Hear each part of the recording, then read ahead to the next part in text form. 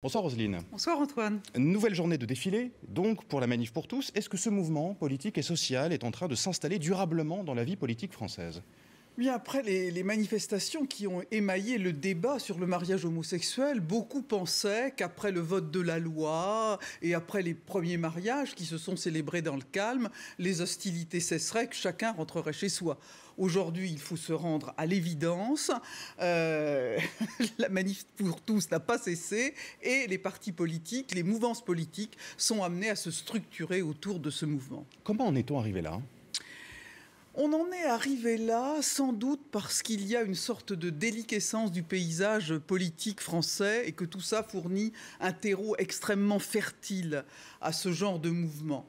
Le président Hollande souffre d'une impopularité record, les chaos de sa vie personnelle l'empêchent d'exercer un magistère moral, l'UMP est minée par le combat des chefs, la dédiabolisation du Front National voulu par Marine Le Pen a ouvert un espace à l'extrême droite qui fournit des moyens et des cadres à ce mouvement. Et même, regardez, l'alliance Bayrou-Borloo a abandonné tous les fondamentaux de la démocratie chrétienne qui était un des fondements du parti centriste. Le champ est libre. Et puis on voit, Roselyne, également ce mouvement se structurer et se professionnaliser également.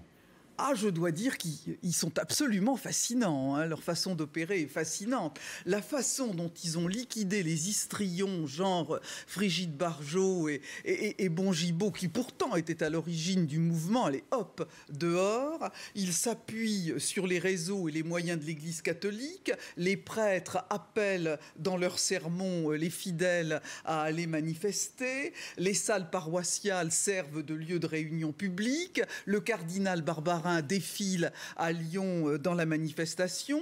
Ils utilisent les réseaux sociaux avec maestria pour injurier les opposants et pour mobiliser les sympathisants. Et face à cette mobilisation, justement, la gauche notamment réagit, le Parti socialiste en particulier. Il sort maintenant l'artillerie lourde. Oui, ils le font avec beaucoup de maladresse parce qu'ils se contentent de stigmatiser les manifestants et d'accuser l'UMP. La proclamation des valeurs républicaines n'est pas suffisante. En fait, le gouvernement, le président de la République, le Parti socialiste, tout ce monde est inaudible. Il ne s'agit pas de renégocier les lois de la République, bien entendu, mais il est urgent que... De créer des contacts, que les réseaux démocrates chrétiens qui existent au Parti socialiste puissent prendre contact avec les moins ultras de cette mouvance Manif pour tous, parce qu'il y a aussi des républicains sincères qui ont senti venir le danger. Et à l'UMP, est-ce que c'est mieux ? Ah bah c'est la catastrophe, évidemment, parce que le parti prend l'eau de toutes parts. Alors, les plus réacs, les plus ultras sont droits dans leurs bottes. On pense à Henri Guénaud, on pense à Hervé Mariton. Mais de l'autre côté, chez les plus modérés, on va d'embarder en reniement. Ce qu'a fait Jean-François Copé, qui a d'abord soutenu, enfin compris, disons, le mouvement de retrait de l'école et puis qui s'est rendu compte qu'il était tombé dans un piège, est éclairant. En fait, les leaders de l'UMP ont été pris en otage par la Manif pour tous quand ils y ont participé. Et maintenant, ces gens-là leur demandent des places et des engagements. À cette lumière, du coup, Roselyne, on comprend mieux la stratégie de Nicolas Sarkozy. Vous savez ce que disait le cardinal de Retz, on ne sort de l'ambiguïté qu'à son détriment. Dès que Nicolas Sarkozy va s'être déclaré, ces gens-là ne le lâcheront pas.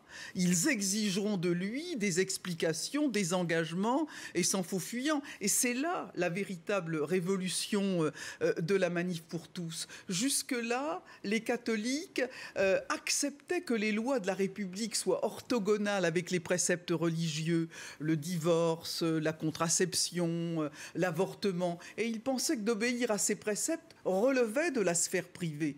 Aujourd'hui, devant la déliquescence du paysage politique, ils estiment au contraire que les lois de la République doivent plier devant les préceptes religieux. Et de ça, Antoine, on n'a pas fini de parler. Merci Roselyne Bachelot. Et à dimanche prochain, votre édito à retrouver sur notre site internet itélé.fr.